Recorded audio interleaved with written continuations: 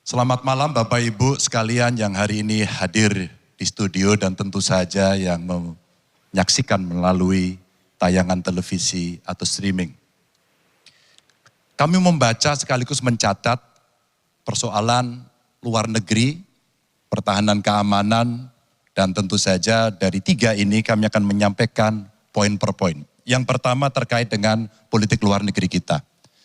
Politik luar negeri kita adalah alat untuk negosiasi terhadap dunia luar, tapi kepentingan nasional harus nomor satu.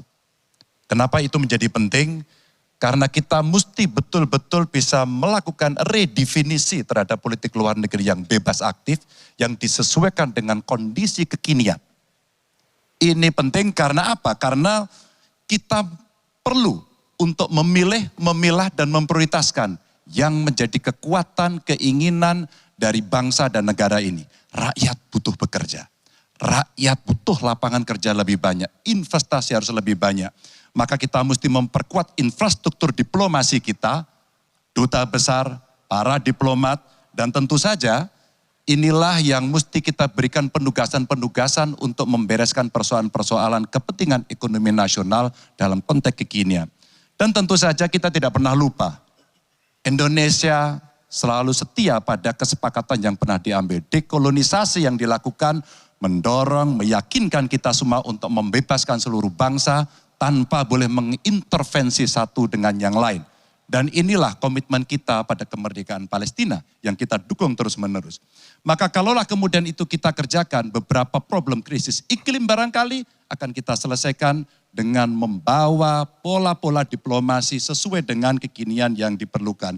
Atau barangkali kepentingan UMKM yang mesti kita bawa ke dunia internasional seperti praktek yang pernah kami lakukan di Jawa Tengah. Dan itu membuat masyarakat akan merasakan politik luar negeri jauh lebih baik.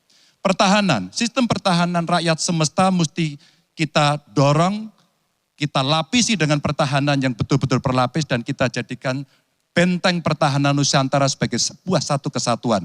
Dan kita perlu melakukan penataan gelar pasukan karena IKN menjadi pusat gravitasi baru. Dan ini bagian dari antisipasi terhadap tarung global antara Amerika Serikat dan Tiongkok. Untuk itulah pertahanan kita mesti masuk pada wilayah 5.0 dengan teknologi sakti, dengan rudal hipersonik, senjata cyber, sensor kuantum, dan sistem senjata otonom. Dan itu bisa dilakukan kalau anggaran dari Kemenhan itu 1-2% dari PDB. Sehingga MEF kita akan bisa tercapai. Karena ini yang mengerikan di 2024 saya khawatir ini tidak akan tercapai. Untuk keamanan, terorisme, narkoba, pinjaman online, judi online, kekerasan seksual, ini perlu mendapatkan perhatian termasuk TPPU. Maka reformasi kepolisian betul-betul harus mengantisipasi ini dengan penguatan cyber system kita, termasuk pengembangan SDM cyber yang kuat. Polisi yang menjadi pengabdi masyarakat betul-betul akan bisa mengayomi. Seperti kemudian pada saat saya bertemu dengan Ibu Mary Hugeng. Bagaimana Ibu Mary menceritakan bahwa polisi kita mengayomi dengan kesungguhan. Polisi kita hidup dengan sangat sederhana dan mereka punya integritas yang tinggi.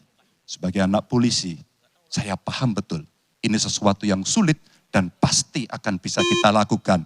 Dan tentu saja inilah capaian-capaian yang akan kita lakukan oleh Ganjar Mahfud. Bismillah, insya Allah kami siap.